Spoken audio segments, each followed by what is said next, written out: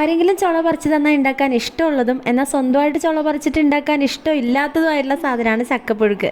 എല്ലാവരും കൂടെ വട്ടത്തിലൊക്കെ ഇരുന്ന് വർത്താനൊക്കെ പറഞ്ഞ് ചക്ക നന്നാക്കണതിൻ്റെ സുഖം ഒന്ന് വേറെ തന്നെയാണ്.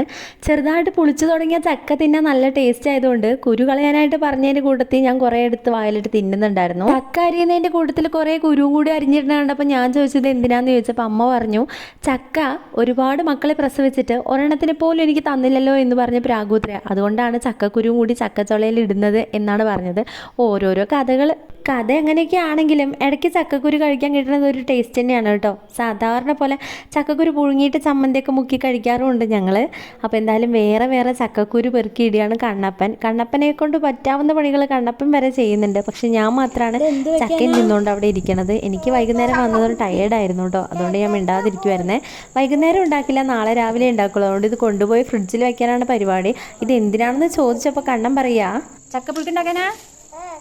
എന്തുണ്ടാക്കാനാ? അതിൻ്റെ ഇടയ്ക്ക് അവൻ വണ്ടികളുടെ കാര്യം ഓർമ്മ വന്നിട്ട് വേഗം ഉള്ളിൽ പോയിട്ട് എനിക്ക് വണ്ടികളൊക്കെ ഓരോന്ന് കാണിച്ചു തരുന്നു കേട്ടോ. ഇവൻ്റെ ശരിക്കൊരു വണ്ടിപ്രാന്തനാണ് കേട്ടോ. ഈ പ്രായത്തിലുള്ള കുട്ടികൾ മിക്കവാറും വണ്ടിപ്രാന്തന്മാരായിരിക്കും. ഭയങ്കര ഇഷ്ടമാണ് JCB, കാറ്, ടിപ്പറൊക്കെ.